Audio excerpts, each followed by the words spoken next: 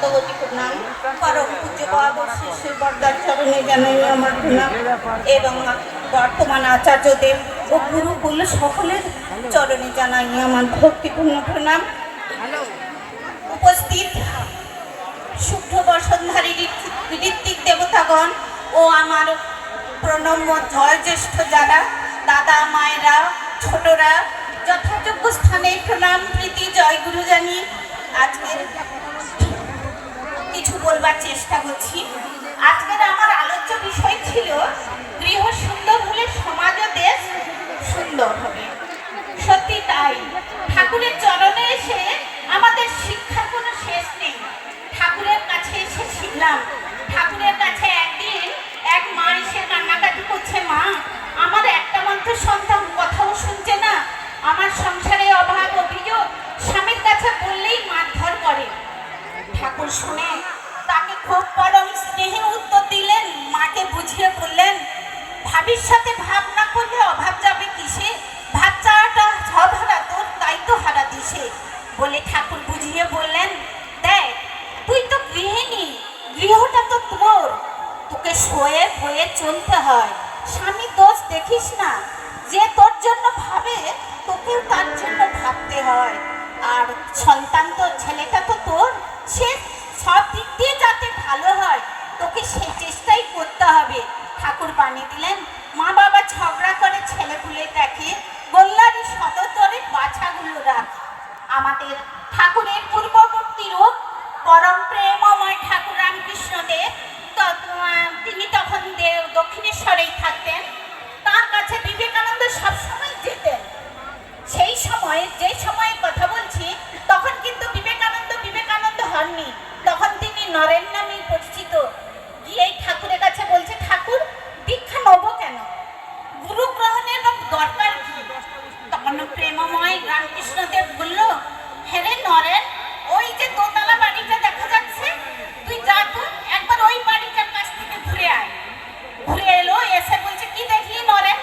বলছে, ঠাকুর বাড়িটা কি সুন্দর সাজানো গোজানো, উঠোনে ফুলের বাগান, আর ওই বাড়ির যে মালিক, যিনি কর্তা, ভদ্র সভ্য, ওই বাড়ির মায়েরা তো কি অমায়িক, কি সহিষ্ণু, ওই বাড়ির বাচ্চারা তো তারা কর্তার কথা ছাড়া তারা চলে না, তারা অত্যন্ত কর্তব্যপরায়ণ। আবার বললেন, নরেন ওই যে বাড়িটা দেখা যাচ্ছে, ওই বাড়িটা থেকে একটু ঘুরে আয়। ওইখান থেকে ঘুরে এসে বল, কি দেখলি নরেন? বলছে, ঠাকুর বাড়িটার দেওয়ালে শ্যাওলা জমে গেছে, বাড়িতে একটা লোকজন নেই, উঠোনে আগাছায় ভর্তি, সাপ ব্যাঙ টিকটিকি সব ঘুরে বেড়াচ্ছে। বলছে, ঠাকুর বল তাহলে ভাব নরেন, যে বাড়ির অভিভাবক থাকে, যে বাড়ির কর্তা থাকে, সেই গৃহটা কি সুন্দর হয়? তাই আমাদের গুরুকরণের প্রয়োজন, তাই আমাদের একজন কর্তার প্রয়োজন আছে আমাদের জীবন চলনায়।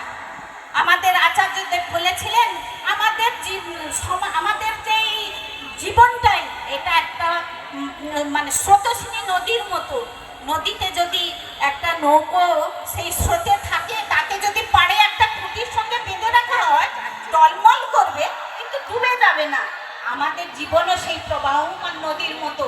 আমরা যদি গুরুকে ধরে রাখি, হয়তো আমরা অনেক দুঃখ কষ্ট পাবো, কিন্তু আমরা একদম শেষ হয়ে যাব না, আমরা ঠিক দাঁড়িয়ে থাকতে পারবো।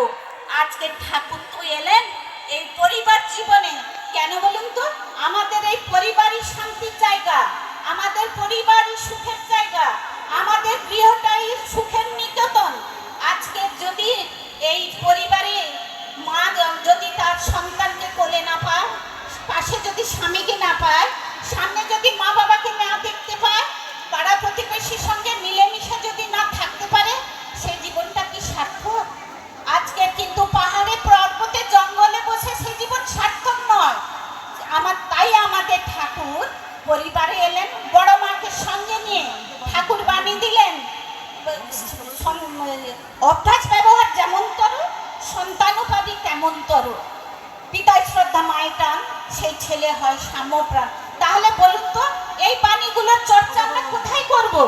নিজেদের সংসারে, নিজেদেরই গৃহে। তাই ঠাকুর বললেন, সংসারে মেয়েরা যতই ডিগ্রিধারী শিক্ষিত হোক, তারা যদি গার্হস্থ্য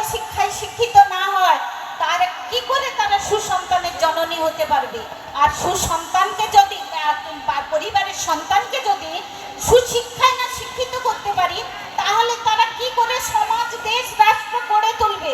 তাই আমাদের দীক্ষার খুব প্রয়োজন। দীক্ষা নিয়ে সময় মতো ইষ্টভীতি করা, সময় মতো প্রার্থনা করা। বর্তমান সমাজে এখন প্রণাম করার রীতিনীতিটাও উঠে গেছে।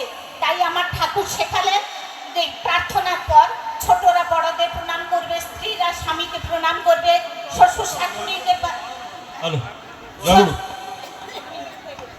শ্বশুর শাশুড়িকে প্রণাম করে সবাইকে যদি সুখে শান্তিতে নিয়ে থাকতে পারে, সে সুসন্তানের মাতা অবশ্যই হতে পারবে। আর সেই সুসন্তানই হবে আমাদের দেশ গড়ার কারিগর। তাই আমি ঠাকুরের কাছে প্রার্থনা করি, প্রতিটি গৃহ যেন আমাদের ঠাকুরময় হয়ে ওঠে, ঠাকুরের যেন আরাধনা ক্ষেত্র হয়ে ওঠে। তবেই আমরা শান্তিতে থাকতে পারবো, সুখে থাকতে পারবো, তবেই আমাদের সমাজ দেশ আমাদের উন্নত হয়ে উঠবে। সবাইয়ের মঙ্গল কামনা করে সবাইকে জয়গুরু জানিয়ে আমার আলোচনাটুকু শেষ করলাম। জয়গুরু।